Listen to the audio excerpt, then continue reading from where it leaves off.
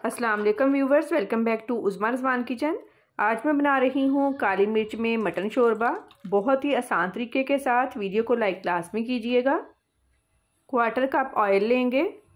जब गर्म हो जाए इसमें डालेंगे ज़ीरा 1 टीस्पून, 2 छोटी इलायची, 1 बड़ी इलायची, दालचीनी 1 स्टिक। हाफ kg मटन लिया है, इसको 5 से 6 मिनट फ्राई करेंगे। अगर आप बीफ गोश्त बनाना चाहते हैं तो वो भी इसी तरीके से बना सकते हैं।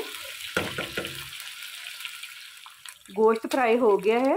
अब इसमें बड़े साइज़ का 1 प्याज ऐड करेंगे, लहसुन अदरक पेस्ट 2 टेबल स्पून, 4 सब्ज़ मिर्चों का पेस्ट, 1 बड़े साइज़ का टमाटर, नमक 1 टीस्पून, हल्दी पाउडर 1/4 टीस्पून, 1.5 लीटर पानी ऐड करेंगे। अगर आप प्रेशर कुकर में बना रहे हैं तो उसमें पानी कम यूज़ होगा। अब इसको मीडियम फ्लेम पर कवर कर दें, दरमियान में चेक करते रहिएगा। 50 मिनट से 1 घंटा लग सकता है गोश्त गलने में। अब चेक कर लेते हैं। ये देखें, आलमोस्ट पानी ड्राई हो गया है, गोश्त भी आलमोस्ट गल गया है। 1 बड़े साइज़ का आलू ऐड करेंगे।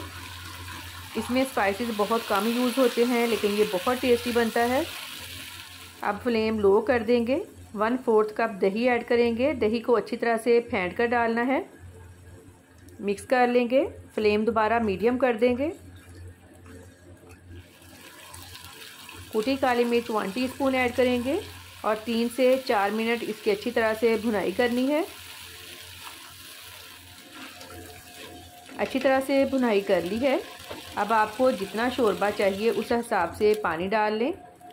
मैं हाफ लीटर से थोड़ा ज़्यादा पानी डाल रही हूँ। अब इसको दोबारा कवर कर दें।